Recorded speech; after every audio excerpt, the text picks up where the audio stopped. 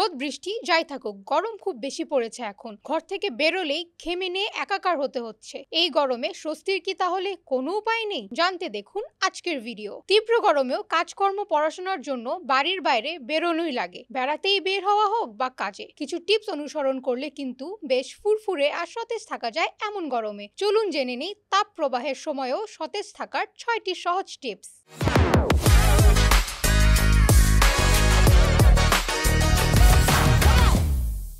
পর্যাপ্ত পানি পান করা। শরীরের অভ্যন্তরীণ অঙ্গ প্রত্যঙ্গ হোক আর ত্বক হাইড্রেটেড না রাখলেই বিপদ। ঘামের সঙ্গে বেরিয়ে যাওয়া পানির অভাব পূরণ করতে হবে খেয়াল করে। এই পানি একবার বোতলের পর বোতল পান করে লাভ হবে না, বরং যেখানেই যান নিজের কাছে একটি পানির বোতল রাখুন। চুমুক দিয়ে পান করুন পানি কিছুক্ষণ পর পর। পানি খুব হিমশীতল না হওয়াই ভালো। আর অতিরিক্ত চিনিযুক্ত পানীয় এড়াতে হবে সচেতনভাবে। নিয়মিত গোসল করা। বের হওয়ার আগে গোসল করে নিলে দেহ মনে ফুরফুরে ভাব আসবে।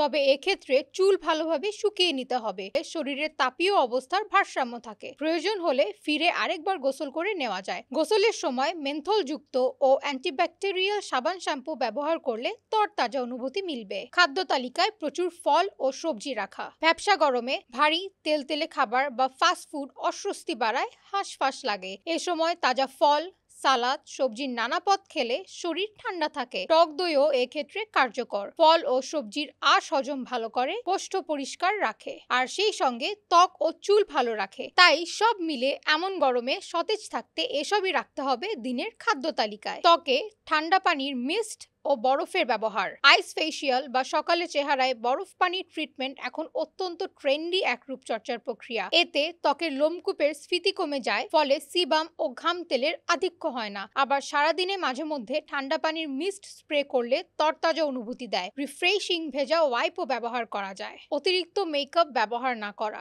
এমন আর্দ্র আর গরম আবহাওয়ায় মেকআপে মিনিমালিজম খুবই প্রয়োজন। ফাউন্ডেশন ছাড়া শুধু বিবি ক্রিম বা টোনার, ময়শ্চারাইজারের পর লুজ পাউডার ব্যবহার করা যায়। সানস্ক্রিন বেশ জরুরি, কড়া রোদ না থাকলেও। এ সময় যথাসম্ভব কম প্রসাধনী ব্যবহার করলেই আরাম মিলবে।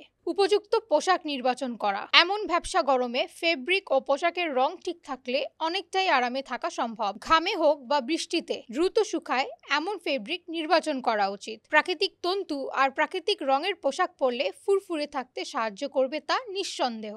আশা করি এই নিয়মগুলো মেনে চললে তীব্র গরমেও থাকতে পারবেন একদম ফ্রেশ। এমন আরো নতুন নতুন ভিডিও দেখতে আমাদের চ্যানেলটি সাবস্ক্রাইব করতে ভুলবেন না।